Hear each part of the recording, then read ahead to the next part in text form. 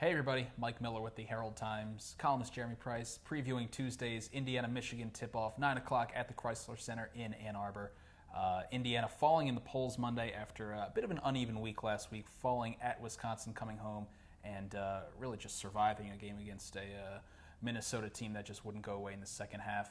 Indiana is number 21 in the USA Today coaches poll, 22 in the Associated Press top 25. Headed into a very important week here. Two road games starting in Ann Arbor, then Penn State on Saturday. From here, it gets a lot trickier with games against Iowa and Michigan State on tap over the next week, 2 weeks. So these are two road games where Indiana will have a good shot to win, and I think it's very important that they absolutely do so. Yeah, it is. And Michigan sitting there with just 2 losses in the conference, kind of maybe the sleeper team in the Big Ten so far this season. Big game for Indiana. They're the highest rated team in the conference they've played to this point in the season. Will be a real big test. And then, of course, regardless of what happens at Michigan, just maintaining the focus at Penn State, another road game, will be huge. Yes. We've spoken about this in the past, Jeremy. One area where Indiana might seem to have an advantage is in that front court.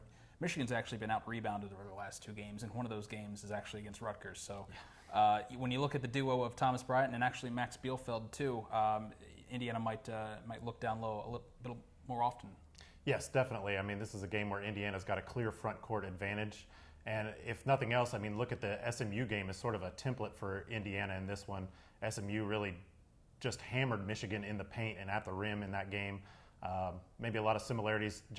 Michigan coach John Beilein compared SMU point guard Nick Moore to IU's Yogi Ferrell today. So sort of an interesting comparison there. And if Yogi's as effective in breaking down the defense as Nick Moore was and then getting it to the big guys, Bryant, Bielfeldt, even Juwan Morgan and OG Anunoby, then Michigan's going to have a hard time defending Indiana in this game. Bit of a wild card on deck, too, with Caris LeVert. He's very close to returning from, I believe, a lower left leg injury. Doesn't sound like he'll be back tomorrow. Seems sort of unlikely, but sort of the standard response was day-to-day at this point. And Michigan is interesting in that they've done this, racking up a 7-2 mark in conference without Caris LeVert.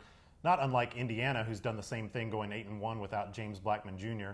Just one of the many similarities, I think, between these two teams. Yeah, no doubt about it.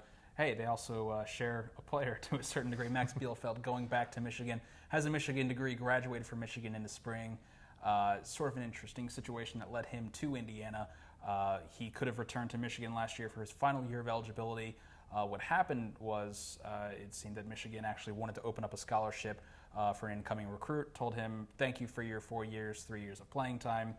Best of luck. You may transfer anywhere. That includes in the conference, and he ended up at Indiana. Certainly going to be a emotional return to Ann Arbor for Max. Yeah, and he's proven to be a huge boost for this Indiana team. And as it turns out, I think in retrospect, maybe Michigan wishes they hadn't let him go, because there certainly would have been time and opportunity for him to contribute to them. But he's been huge for Indiana, and he'll have to be huge again in Ann Arbor. 9 o'clock, Tuesday night, ESPN. You can find the game there. You can listen online, too. Jeremy will be up there in Ann Arbor. We'll catch up later. Thanks, guys.